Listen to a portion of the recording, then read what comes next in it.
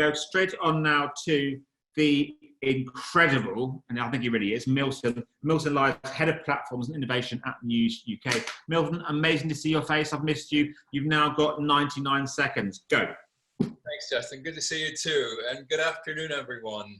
I'm going to make a very quick case for innovation by going back to basics.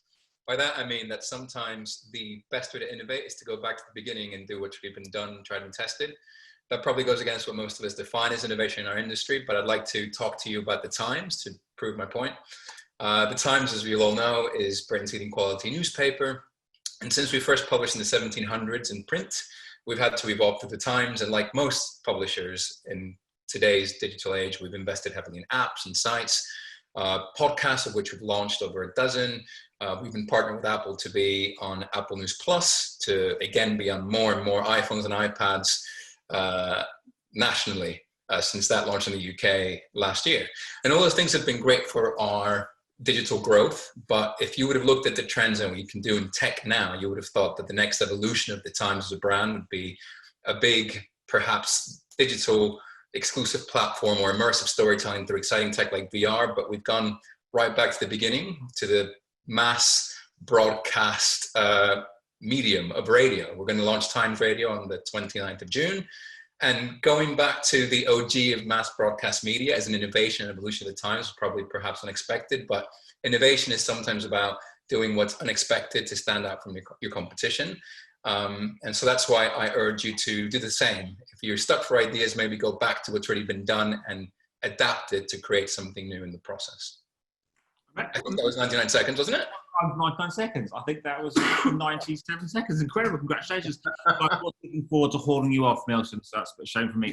But let's go. We've got lots of questions coming in. So Natalie says, I love that innovation doesn't mean reinventing the wheel. But what is the best example you've seen of a brand taking things back to basics? Good question. Oh, really good questions. Well, aside from obviously the Times and us moving into radio, which is, again, quite a primitive medium. I think, for example, I love what Amazon, for example, have been doing. So if you look at the, obviously, big innovations across all areas with Amazon trying to own everything.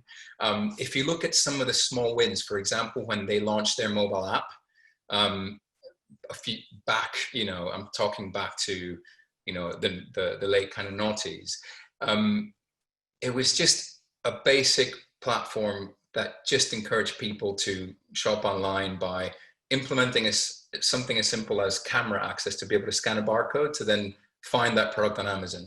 Again, not necessarily flashy, just a simple mobile app using basic functionality on a phone to be able to drive more sales and taking that footfall away from physical stores.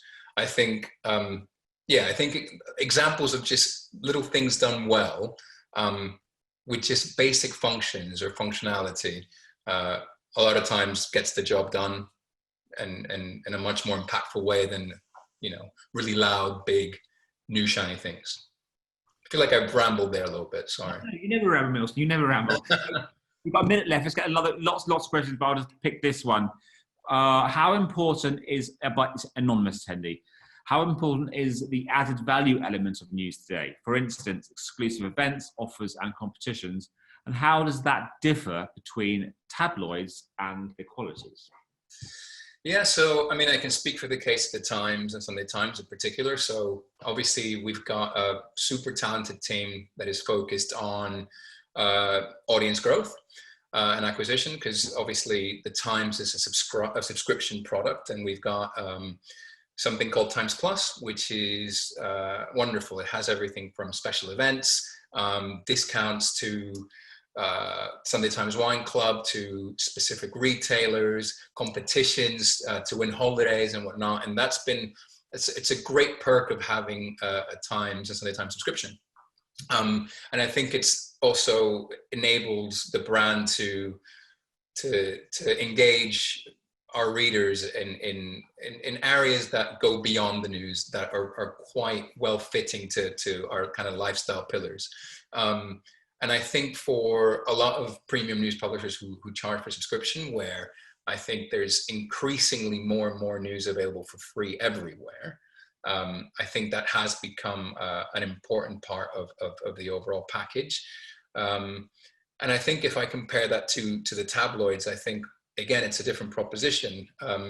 Whilst you are paying for that news in a newspaper, you're not paying for it online. So again, the value proposition is different, and perhaps how you also manage kind of the amount of ads that you're putting in front of those readers, that's a very different kind of balance. So I think with the likes of the Times, I think our Times Plus program has been very successful, and I'd like to think it's one of the key reasons beyond the quality content that keeps our subscribers coming back. Amazing. Well, there's loads more questions we can't get through. We'll try and answer them on New Digital Age in the coming weeks. Milton, amazing. You always are. Thank you so much. Right, my pleasure. Thanks for having me.